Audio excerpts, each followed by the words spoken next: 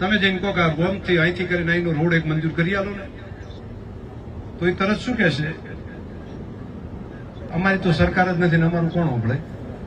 ભૂલથી પણ કોઈ જીતી જાય સામે પક્ષે તો એ શું કહેવાના છે? તમે જઈને કહો બે રોડ આ ગામથી આ ગામનો કરી આલો, આ રોડનું કામ હોય, ગામથી મકાન બનાવવાના હોય, આવા નાના નાના આરોગ્યનું હોય, શિક્ષણનું કામ હોય, આ બધું તાલુકા જિલ્લા પંચાયતમાં આવે.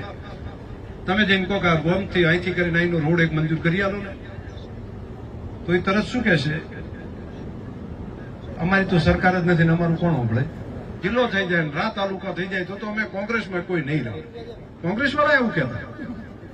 હવે હું ગોતું રહ્યો અમને જ્યાં જ્યાં બધા કહેવા વાળા એ જિલ્લો બનાવી નાખ્યો, તાલુકો બનાવી દીધો, તોય પાસે કેટલા કે ફોર્મ તો ભરી દીધા છે. મારી તો તમને પ્રાર્થના છે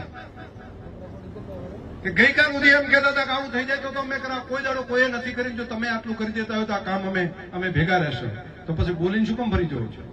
તો બોલીને બાકીના લોકો ફરી જાય, પણ પ્રજાએ તો યાદ રાખવું પડે કે નહીં? આપણે નક્કી કરવું પડે કે આ વિકાસની શરૂઆત કરી છે તો કોઈ પણ જ્ઞાતિ જાતિથી ઉપર ઉઠીને તમામ વિકાસની સાથે જોડાયેલા બધા ઉમેદવારોને જીતાડવાનું કામ તમે બધા કરો. અને ભૂલથી પણ જો સામા પક્ષે કોઈ જીતી જાય ને એકાદ લોકલ, તો પણ એમનું બહાનું તૈયાર જ છે.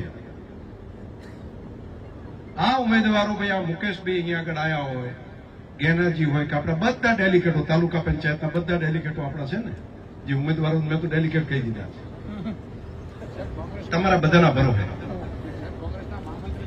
હવે ભૂલથી પણ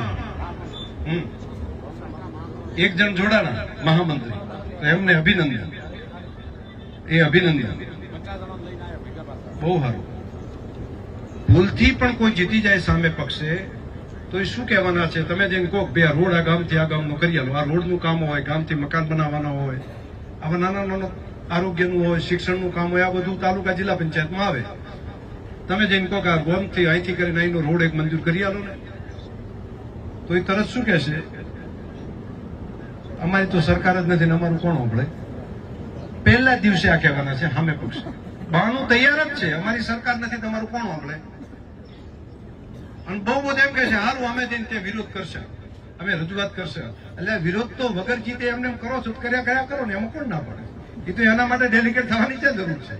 તો તમે વિરોધ તો મીડિયા બનાવી પડે નાખ્યા કરો, એ તમે કરો છો, સારું આવડે છે તો એ કરો. મારું તો એ કહેવું છે કે અહીંયા જીતીને આ બધાને મોકલો તો તાલુકા પંચાયતની અંદર એમની જવાબદારી હું લઉં છું, મારી જવાબદારી છે. હું આ વિકાસની યાત્રાને આટલી આગળ વધારી છે ને, હજુ વધારે આગળ લઈ જવાનું કામ કરીશ. હું ડેલિકેટો અહીંયા આગળ નતા તાલુકા જિલ્લા પંચાયતની અંદર ઘણા સમયથી, તો પણ વિકાસના આટલા કામ કર્યા. જો મજબૂત હાથ તરીકે મને તાલુકા પંચાયતના ડેલિકેટો, જિલ્લાના ડેલિકેટ આ બધું જો તૈયાર કરીને તમે મોકલો તો આ કામને હજુ વધારે આગળ આપણે લઈ જઈ શકશું.